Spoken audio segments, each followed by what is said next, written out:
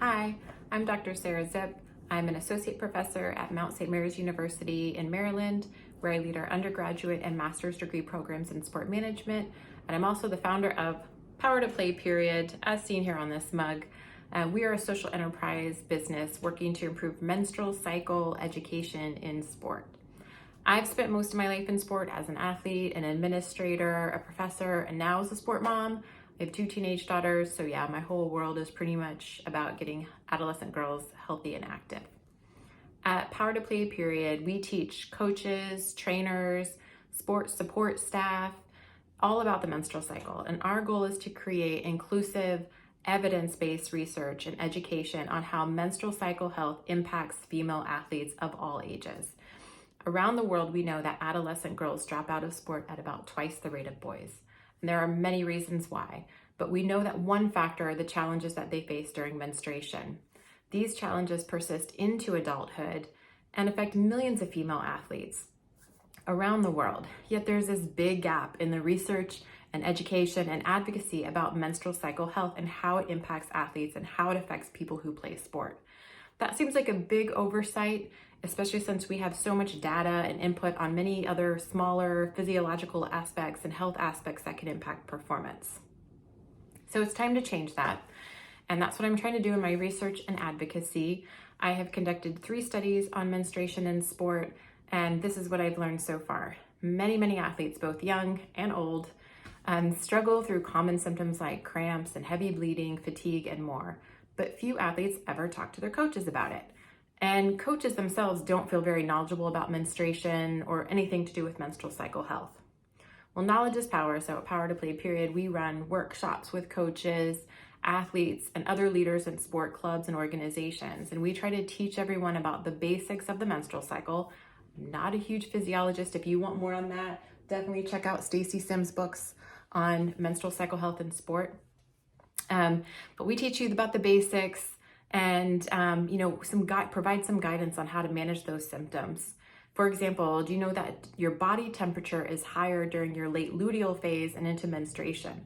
That means you need to hydrate more and to keep cool. Hormones at that time they slow down muscle recovery. So that's not a good time for heavy lifting. But later in the cycle, in the late follicular phase, it's a great time to push your limits, try to max out in the weight room, and increase fitness. But menstruation and menstrual cycle health is about more than just what happens in the weight room or what happens to our bodies physically. It's a taboo subject and it's full of stigma, and the stigma around menstruation has kept people silent for generations. The taboo is harmful to all people who menstruate because it keeps us from asking for help and from sharing our experiences and learning from our experiences and learning about how we can improve and help each other out. And it keeps most men and boys in the dark about menstruation. And this is a huge problem, especially in sport, because as many of us know, most coaches in girls and women's sport are men, and they haven't been taught about the menstrual cycle, and that makes it an even bigger challenge. All of this is changing recently, and I want to be a part of that change, bringing that change to sport. So I work with coaches on how to communicate effectively about this sensitive topic. And I even have a handy guide of 10 things coaches can do for athletes who menstruate without ever asking a personal, private question about their menstrual history.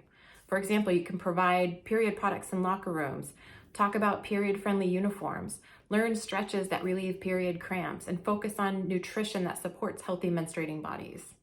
Did you know that Serena Williams suffered through menstrual migraines her entire career, and yet she still achieved all of that success? Or that many professional soccer teams have recently changed their all-white uniform short policy to help athletes who menstruate feel less exposed. And from rugby to soccer to gymnastics and more, uniform policies are changing around the world to reflect the realities of menstruating athletes.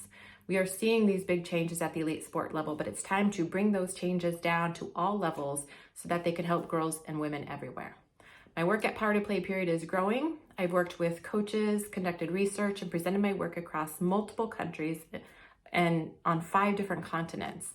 And next, my work will be on the new Coaching Her platform. Coaching Her is a project funded by Nike Inc. and run through the University of Minnesota. Coaching Her provides educational modules on all sorts of different aspects of sport for girls. And you may have seen some of their new modules on body confidence. That's funded through Dove. They did their body confidence modules and launched a Super Bowl commercial. My menstrual health modules are up next. They'll be launching in May, and these modules teach about the menstrual cycle and symptoms and how coaches and athletes can communicate effectively about menstruation. You can find out more on my website, powertoplayperiod.com. This logo was designed by my girls, by the way. We're looking to do a research study, so please check it out. You can join the study and learn more about menstrual cycle health in sport, and we'd love to share our ideas and hear from you about your experiences. Thank you. Bye-bye.